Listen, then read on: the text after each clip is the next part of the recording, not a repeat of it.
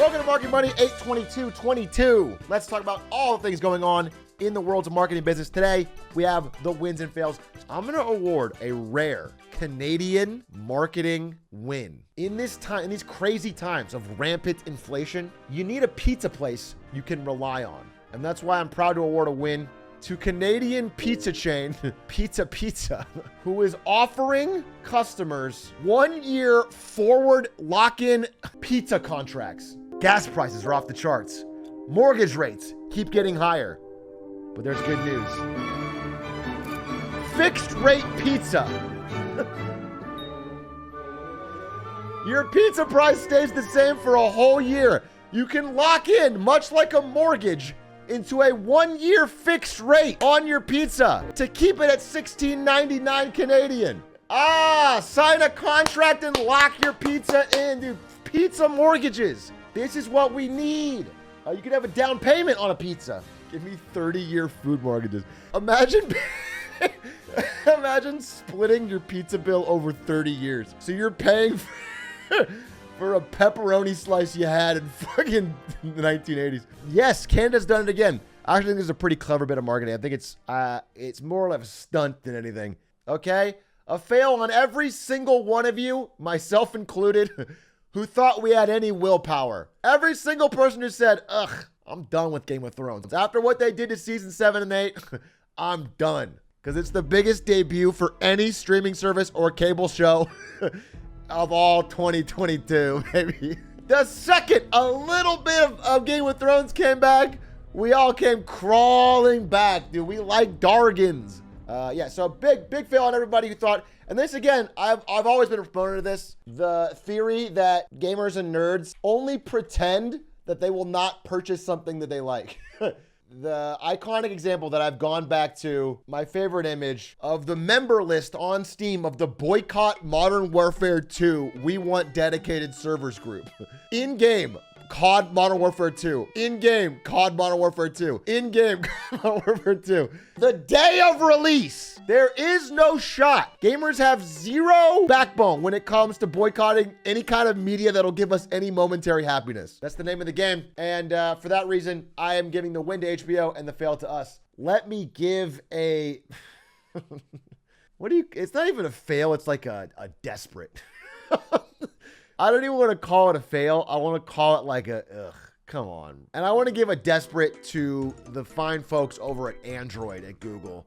They've sort of noticed that the green bubble, blue bubble thing has just really fucking owned them for a long time. It's made it very difficult for people to switch. And so they've tried this. Hey, Apple, it's Android. Your blue-green bubble problem is legit making people ugh. If you fixed it, everyone will be like, that's fire. Eyes emoji. Help Apple hashtag get the message. I don't think this is gonna work. I don't think Tim Cook, CEO of Apple, is gonna wake up and be like, oh, I really want everything to be fire emoji, so I'm gonna give up a massive advantage that we've leveraged like on purpose. We've created on purpose to help control the mobile market. People, it's got locked replies. I didn't even notice that. Dude, you're asking people to use the hashtag and you locked the replies. Bro, what is that? Nobody can predict the future in the world of business, but I gotta say, I don't think this is gonna work. That being said, if you guys, read more into it, it is entirely fabricated by Apple. Not just the bubbles, but, images get downgraded when sent from Apple to Android. Text messages appear weird or formatted weird. It's all on purpose. Like they literally have nerfed it on purpose so that people feel uncomfortable about switching out of the Apple ecosystem. It's dirty, but they're not gonna change it because of Android's fucking tweet. Speaking of creative marketing, I have 2 creative marketing campaigns for you. One of them I hate, and one of them I love. I will start with the one that I hate. Actually, the win is for me not living in the UK, okay? But there is a pretty successful, at least in terms of awards, who knows, marketing campaign happening right now. Any of my UK in chat, frogs, I'm sorry, know about the brand Pepperami? It's a line of hot dog looking beef jerky. Or pork jerky, I think. Anyway, as a part of their new marketing stunt, they were sponsoring I'm just so glad I don't live in the UK because the people would have tagged me in this. They were sponsoring weddings. And so weddings all over the UK were becoming pepperami weddings. They had hot dog or, jerky themed cake, jerky themed dresses. so awful. I'm not going to get remarried for this, if you were wondering. For the spend of paying for like one couple's wedding, they have gotten a lot of coverage. But let me give a win to something I do think is creative in the world of marketing and business. A company in Japan registered a trademark for Kuggle as a clothing brand and then sells shirts with the logo partially obscured. So that they can sell them as designer Gucci shirts. That's fucking gangster, dude. That's a win. They are immediately sued. Japan trademark offices stated that the Kuggle was not similar enough to Gucci to warrant enforcement. So they've literally got off scot-free and they can sell these Kuggle tees. They actually outplayed the system. Oh, speaking of wins, dude, I found a way. So a lot of you are about to get into the job market, right? And that means you've got to go on a website nobody ever wants to go on. And that's called LinkedIn. Ugh, yuck. But I remember when I was searching for jobs after college, I was on LinkedIn a lot. I was like looking for opportunities and trying to network and, all this cringe stuff that nobody wants to do. And the worst thing you see on LinkedIn is that you realize that all of your posts and your stuff gets no traction. And all these other people are going viral on LinkedIn. You're like, how do I go viral? Today's win is this man who created the viral post generator for LinkedIn. It uses AI to write the perfect LinkedIn post. So what did you do today? Watched Marketing Monday. Inspirational advice, give it your all. Cringe level high, write post. My secret career hack, here it is. Simply give it your all. Once you manage to do that, you'll get 10x salary. If you need to get started, you can watch Marketing Monday. That's the first step and it's easy. I too watching Marketing Monday and grew from there. It taught me a lot. Go watch Marketing Monday now and share on LinkedIn once you finish. Viral, 10 million views of your thread, 292,000 likes, 10,000 comments. Holy moly. And there was a lot of these. For example, this one. A few weeks ago, I decided to wank off. Work was losing meaning for me and I needed to shake things up a little bit. My managers wanked off every day, but they discouraged me from doing it as well. But I did it anyway. I freaking wanked off and I felt like I could shoot for the stars. Don't let your managers discourage you. Viral! Yesterday, I asked my Uber driver how he was. He responded with, "It's the best day of my life." Perplexed, I asked him why. He said, "I ate a taco earlier today." I loved his mindset and I began asking more questions. He said that his only goal in the car is to do what you want. He doesn't eat a taco every day, but when he does, he's happy. Mindset is everything. Hashtag let's eat, hashtag LinkedIn, hashtag influencer. Yes. Are you guys feeling the paradigm shifting or not? Or are you too far in the past? This one, for the first time ever, I fired some employees this morning and I did it with passion. If you want to fire some employees professionally like me, DM me and we can schedule a paid consultation Zoom call. I'll teach you all the secrets, and then you can suck on your own PP. Success, mentor, LinkedIn, influencer, hashtag fire with me. Yes, dude. So anyway, if you guys need a chance to go LinkedIn viral, I've got it for you. I do want to mention probably less of a win and more of a fail. This guy went viral on LinkedIn for a much different reason. Firing employees and then posting a selfie of him crying about it. Braden Walake, who runs the Ohio-based business marketing agency Hypersocial, shared this LinkedIn post. Is it deleted? This will be the most vulnerable thing I'll ever share. I've gone back and forth whether to post this or not. We just had to lay off a few of our employees. I've seen a lot of layoffs over the last few weeks on LinkedIn, mostly due to the economy or whatever reason. Ours, it was my fault. I made a decision in February and I stuck with that decision for far too long. Now, I know my team will say, we made the decision together. But I led us into it. And because of those feelings, I had to do today the toughest thing I've ever had to do. Days like today, I wish I was a business owner that was only money driven and didn't care about who we hurt along the way, but I'm not. So I just want people to see that not every CEO out there is cold-hearted and doesn't care when she has to lay people off. I know it isn't professional to tell my employees that I love them, but from the bottom of my heart, I hope they know how much I do.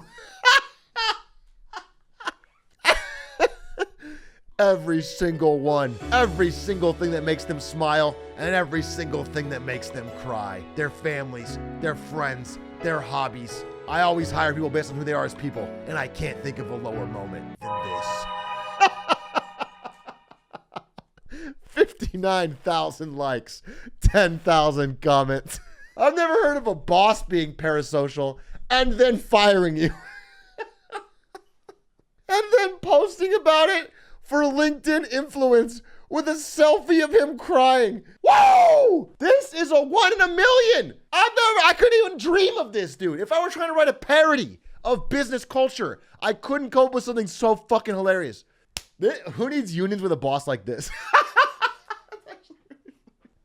Bro, the CEO of Starbucks should try this. He should try crying. I love my employees so much, and if they're in a union, I can't hang out with them as much. Let me give you a fucking... You guys want a juicy win? This is a win for the fans of real business, dude. One business that was too ahead of its time and failed, but we knew it had potential, that it was a good idea. It's about the return of an all-time GOAT of business. MoviePass! MoviePass! MoviePass will reopen on August 25th with a new tiered pricing system ranging between $10, $20, or $30 a month. If you guys don't know, MoviePass was a business where you could pay a flat fee, I think it was like $15 a month, and go to as many movies as you want. Now, if you guys know, one movie already costs more than $15. So you would just use it at least once and they would be losing money because they didn't have any special deals. They just bought the ticket and then gave it to you. Their entire business was taking a credit card, buying the ticket, and then giving it to you. It was the best deal of all time. You could go see 14 movies and they would buy them all for the price of less than one. And surprisingly, after burning money like crazy for over a year, they encountered a problem. A movie named Mission Impossible 3 came out, and that movie had too many people that went to see it. It was too popular of a movie, and so it bankrupted the company. And so my only worry when I see that MoviePass is coming back in August is that Tom Cruise will not take this lying down. Mission Impossible 7 is coming July 14th. 2023. He's coming to kill MoviePass. So if you want to get your MoviePasses in, I would get it in quickly. I can't see this lasting twice. Here's an example from the comments of somebody who used MoviePass. I used my MoviePass card 139 times in 2 years. These 139 trips cost MoviePass $1,500. They made less than $200 from me. He basically just got a free $1,300 from a business. He used the service for 2 years straight and they lost $1,300. That is the most insane business idea I've ever seen. A dedicated repeat customer costs you more money. I want to give a win for finding the least crazy Elon Musk fanboy. Because this man just implanted 2 microchips in himself that allow him to unlock his Tesla and store crypto. There we go. Least crazy Elon Musk fan. You hear about like the conspiracy theorists are always like, they're putting microchips in the vaccine. And this guy's like, really? Can I get more? Next couple wins and fails, the man, the myth, the legend, Jeff Bezos. I have 3 new pieces of information about Jeffy B, my boss, really. And I want to present you with a couple of things that I've learned about him. Number 1, when he was worth $10 billion, he drove a simple car. You yourself are worth somewhere in the vicinity of $9 or $10 billion today. I only say that because I've got a follow-up question. Okay. What's with the Honda? This is a perfectly good car. A simple man. 1999 Jeff Bezos, before he really, when he was only worth $10 billion, he was more of a man of the people. And he drove his Honda Accord, and all he had was a simple $10 billion and a laugh. Unfortunately, the win that I'm giving for that guy does not apply to the fail, because I just saw this. Did you know that after every hour of work at Amazon, the computer taunts you with a 30-second break where you say mantras that help you come to peace with your own exploitation? You have to say a 30-second timer. Repeat until timer ends. I noticed the good. Even in chaos, I can feel peaceful. While socially distant, I am emotionally close. Imagine repeating, while socially distant, I am emotionally close to your Amazon overseer robot over and over for 30 seconds before you get back to packing. That's dystopian. Who thought this was a good idea? I noticed the good though. I know, hey, Jeff, I'm working. I noticed the good. Even in chaos, I can feel peaceful. While socially distant, I am emotionally close. And now, my last fail is on the concept of being careful what you wish for. Because recently, Consumer Affairs reported that 84% of Gen Z was wishing for a housing crash. But the problem is they didn't wish where. 我在北京。 What's up, Beijing? Let's find out what's going on in China. Uh-oh, it's a housing crash. Be careful what you wish for because the housing crash has happened, and it's happened in China. A ticking time bomb. China's real estate bust deepens as housing prices fall. They are seeing a slow and then fast collapse. But thankfully, they have a solution. The solution is buy the dip. This video has gone viral on Chinese internet. I call on every comrade to take the lead and buy a property. If you're on your first property, then buy a second one. If on a second, then buy a third. If you're already on the third, there's always room for the fourth. And this is being paired with a dramatic drop in interest rates. Now, when I say the word interest rates, again, half of the Zoomers are like, I don't know. That's not on TikTok. Reminder, it's very simple. Interest rates are the cost of borrowing money. I believe they're headed toward an environment of near zero interest rates and printing money like we just got out of. The government has been demanding that Chinese banks give out more loans. That's where they're cutting interest rates. Unfortunately, people still don't want to take out loans. Chinese banks are beginning to inflate and fake their loan numbers because the demand is simply not there, even with lower interest rates. Let me be real. I made some notes here. I want to be real a little bit on what's going on in China. This is the first serious economic threat they've faced, like as a major level. They are nearing a collapse that could exceed the 2008 financial crisis. Real estate is 70% of their average household wealth, and it's all going down in price. Land sales, which is what real estate's built on, how all of their local governments make money. They don't have much tax income. Land sales are down 50% year over year. Samsung, Apple, and dozens of Japanese firms are all trying to pull their supply chain out of China, largely because their zero COVID policy has been an absolute disaster. There's a looming demographic collapse. Average Chinese person is half a year older than the average American. By 2040, they're going to be on average 7 years older. They have a extremely aging population without enough new babies being born. And that demographic collapse is going to cause economic contraction no matter what they do. Chinese youth unemployment, 18 to 24, is at all-time highs of 20%. That means 1 in 5 of people looking for jobs in China in that age range can't find one. I also forgot to mention, they're also facing the largest heat wave they've ever had. Unimaginable heat in China. These are all things that are happening in China. China is facing a very serious and dangerous economic future right now. That being said, I always have to say this at the end. Anyone who thinks that they're not going to be the #1 economy in the world, or at the very least #2 for the foreseeable future, is smoking crack.